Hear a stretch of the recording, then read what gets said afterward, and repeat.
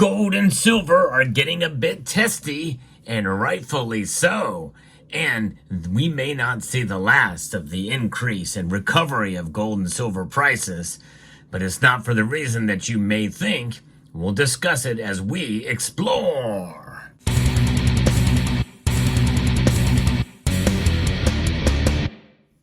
Volatility is what I'm getting at in terms of why gold and silver prices may continue to rise, and also the reason why we might see yet another pullback. It's all about geopolitical tensions for the reason gold prices have risen. And we'll get into that in a moment. Let's take a look at where the markets are right now. Moments before they close, gold is up $20.60.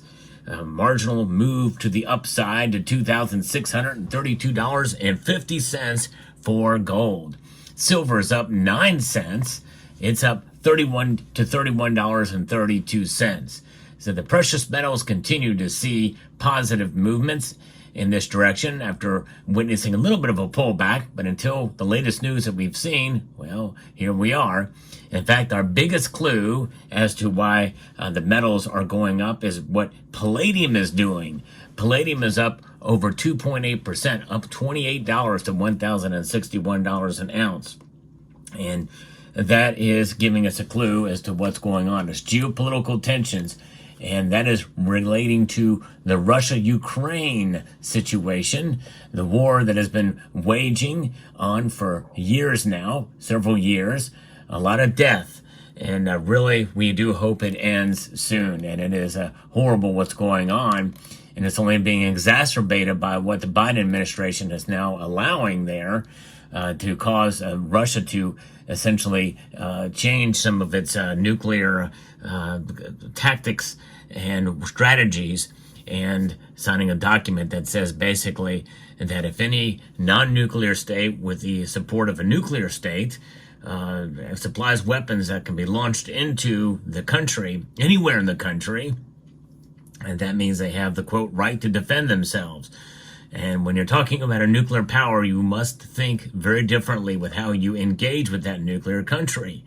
But nonetheless, gold prices have climbed for second consecutive session today, hitting a one-week high as mounting Russia-Ukraine tensions sparked a rush for safe haven assets while investors awaited key signals on the Federal Reserve's interest rate plans. But today really is about these tensions. On Monday, gold jumped 2%, marking its biggest one-day rise since mid-August and rebounding sharply from a 2-month low last week.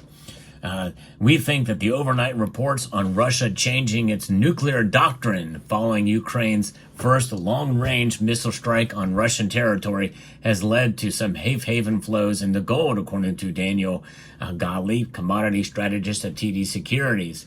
And that is true. This is why, folks, we must pay attention to what's going on in the world around us.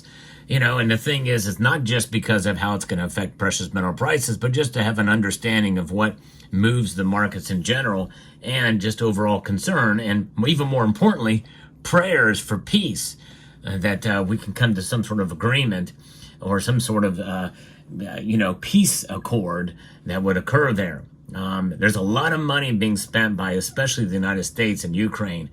And, we didn't have a single dime of it to give before. But notwithstanding, that is part of what has led to the $1 trillion deficit that has been occurring in the last 100 days. We've just crossed the $36 trillion mark. And, we can't do that but for so long. Something's got to give somewhere. The nations have got to get together and come up with some sort of a accord, peace. And we'll talk about that maybe a little bit more as we continue to go through this article from Reuters that says, barring another consolidation in pricing, speculative investors just don't have enough dry powder in their war chest for gold to resume its upward trajectory at this juncture, according to the commodity strategist at TD Securities. Gold's allure is bolstered by geopolitical tensions, economic risk, and low interest rate environment. Multiple Fed officials are scheduled to speak this week, which could offer further insights about the rate cut path. And traders see a 63% chance of a 25 basis point cut in December. That is actually up from where it was Before. It was about 58%, and that's as of the publishing of that article. And when I look at the rate cut now, it's scaled back somewhat. It is now to 59.1%. So that is more likely the chance that when we see that number increase, the more likely gold and silver prices are going to go up, with a higher likelihood that they're going to cut rates another quarter point. I think they're going to probably do it anyway in December. And my guess is that's probably what's going to happen, because that is really essentially a dovish approach, which is going to lead to likely stagnant inflation. In other words, not necessarily stagflation, because employment, there's mixed numbers about employment. We'll see what those look like. But if we see inflation continue to tick up, maybe the powers that be at the Federal Reserve want to essentially sabotage the incoming administration. I can't help but think that of what's going on there. Now, geopolitical uncertainty, central bank buying, swelling deficits in the United States and other Western nations are further supporting gold, according to the bank. Also supporting bullion was the dollar's pullback that comes after a strong rally last week to a one-year high, fueled by the Trump trade euphoria. A weaker dollar makes gold more appealing to buyers in other currencies. Indeed, that is true. And the dollar index, as I report here, is indeed down slightly to 106.18. And so, but yes, indeed. Now, palladium rising essentially means that there's going to be more pressure on the sanctions front on Nornickel and any other manufacturer of palladium in Russia. And that is part of what's leading that. I don't know if it's actually happened or not yet, but these geopolitical tensions certainly do exacerbate the possibility that's going to happen sooner rather than later. But with the tensions in Ukraine and in Russia, what's going on with this war that has been waging on with not a whole lot of gain in territory or loss in territory. I mean, there are certainly situations where it does happen, where there's losses of gains in territory, but there's a whole lot of death for a very small sliver of land, essentially, on the eastern Ukraine, that very well may need to be given up and given over to Russia in order to make peace. In other words, they will declare victory, and that region will be given over, and Ukraine may just have to settle for less territory when it's all said and done, which will give them the land bridge, a further land bridge into Crimea, which they likely will keep as well. There's just been a lot of death and a lot of our tax dollars spent to keep that war going, with really no end in sight. And so my guess is probably that's what Trump will probably negotiate.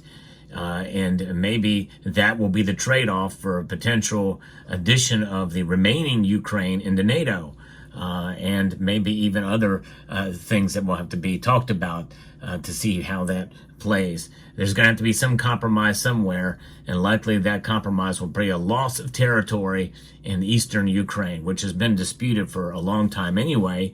And notwithstanding, I'm not for the invasion of Ukraine. I'm not pro-Russia, or I'm not pro-Putin. I'm pro-Russia. I believe the Russian people are great people, but nonetheless, if that agreement does come to pass between now and the inauguration day, well, you're going to see gold prices tank and silver prices tank even further, I think, because you get that geopolitical tension eased greatly, especially the nuclear threat.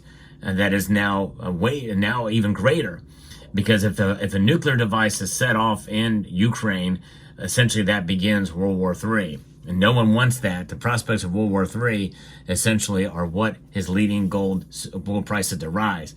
So I think that we're going to have to see some concessions on both sides, and in order to see peace come to the region. And I hate to say it, but no one's going to like the total outcome, and likely Trump understands this as he negotiates an end to this. So far, this administration has been nothing but just throwing dollars that really have no accountability to those dollars and where they're going to make it work. But this war needs to end. Wars of this type, 4 years is long enough. And I know it's not quite been that yet. but nonetheless, it's getting very, very close if we're not there very soon. So it needs to come to an end, because it's been kind of part of what has bolstered gold's and silver's price over the last couple of years. That's played a major role in it.